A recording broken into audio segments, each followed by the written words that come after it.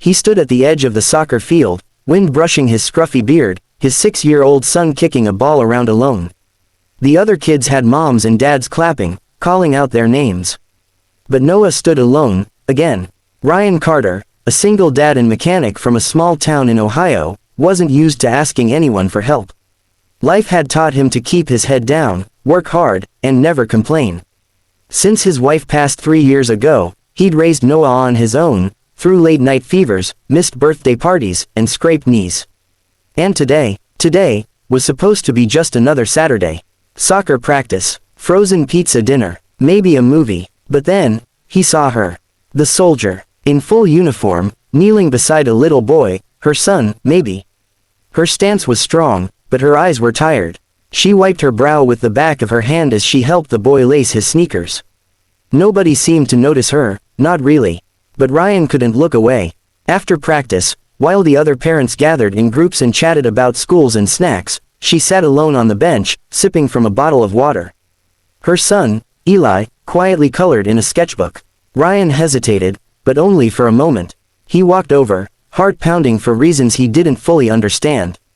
"Hi," he said, offering a smile. "I'm Ryan. That's my boy, Noah." She looked up, surprised. Then nodded. "Sergeant Harper. This is Eli." There was a pause, comfortable, somehow. Then Ryan, in a tone more serious than even he expected, said, "I need a wife." "You need strong sons." Harper blinked, caught completely off guard. He chuckled nervously, rubbing the back of his neck. "That sounded way better in my head. I just meant, I'm trying to raise a good man. But he needs more, and maybe we both need something we're scared to admit." Silence. Harper stared at him, guarded at first. Then, softer. "I've been stationed in 22 cities in 10 years. I've never had anyone say something that bold to my face. Too bold, maybe," she smirked, "but honest, and kind. That's how it began, not with roses or grand gestures, but with truth."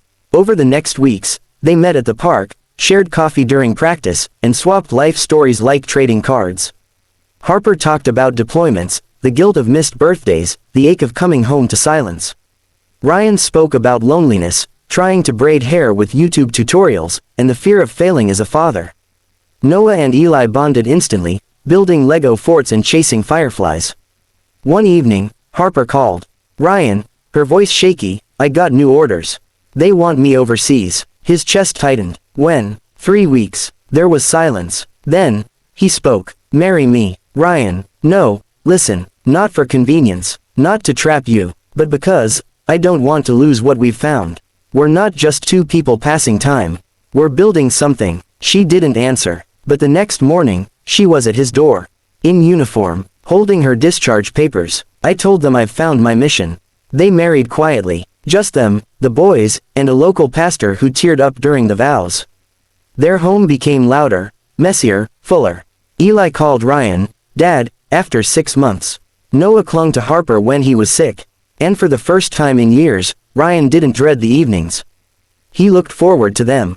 Years later, when asked how they met, Harper would laugh and say, "He offered me sons. I gave him a family." And Ryan, he'd look at his wife, his 2 boys, now tall, strong, and full of respect, and say, "I thought I was saving us. But she saved me." Because sometimes, a moment of courage, a sentence awkwardly spoken, changes everything.